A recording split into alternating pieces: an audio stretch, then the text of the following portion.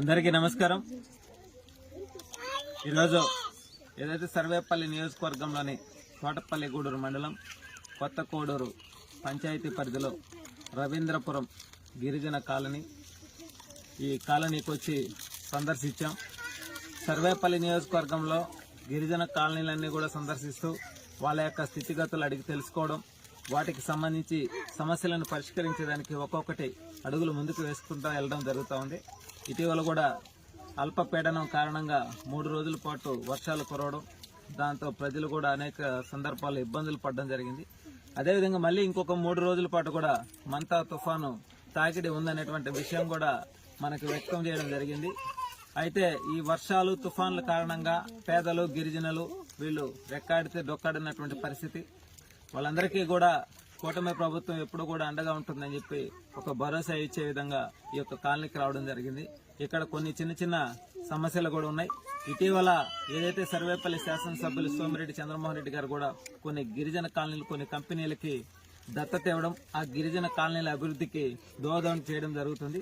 అందులో భాగంగా ఈ రవీంద్రపురం కూడా ఇక్కడ ఉన్నటువంటి సమస్యలన్నీ కూడా తీసుకువెళ్ళి ఆయన దృష్టిలో పెట్టడానికి మా వంతు మేము కృషి చేస్తాం। అదేవిధంగా వీళ్ళకి తాగనాటికి నీళ్లు విషయంలో ఎక్కువగా రాకపోవడం వల్ల ఇబ్బంది పడుతున్నాం అనేటువంటి విషయాన్ని మా దృష్టికి రావడం జరిగింది। అదేవిధంగా కరెంటు ఇవన్నీ కూడా ఒక్కొక్కటి మా వంతు మేము చేసుకుంటూ ముందుకు వెళ్తాం। కూటమి ప్రభుత్వం ఎప్పుడు కూడా ప్రజల కోసమే పనిచేస్తుంది।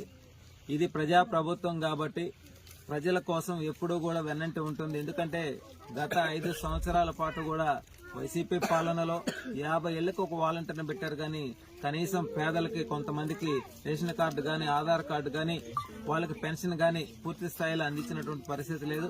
నేడు కూటమిలో భాగంగా ప్రతి ఒక్క గిరిజన కుటుంబానికి వాళ్ళ కుటుంబానికి సంబంధించి ఆధార్ గాని రేషన్ గాని పెన్షన్ గాని వైద్యం విషయం గాని ఉండటానికి ఇల్లు గాని ఇవన్నీ కూడా ఒక్కొక్కటి చేసుకుంటూ ముందుకు వెళ్తున్నాం।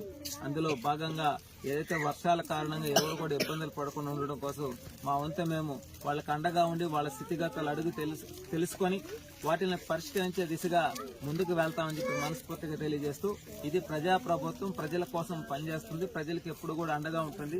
పేద బిడ్డలందరూ కూడా చదువుకునేదానికి వాళ్ళకి కావాల్సినటువంటి రాకపోకలతో సహా ప్రతి ఒక్కటి కూడా క్షుణ్ణంగా పరిశీలించి వాళ్ళకి అండగా నిలబడి వాళ్ళ బిడ్డలు కూడా చదువుకునే సమాజంలో ఒక ఉన్నత స్థాయిలోకి వెళ్లే విధంగా మా వంతు మేము కృషి చేస్తామని చెప్పి మనస్ఫూర్తిగా తెలియజేస్తా ఉన్నాను ఈరోజు।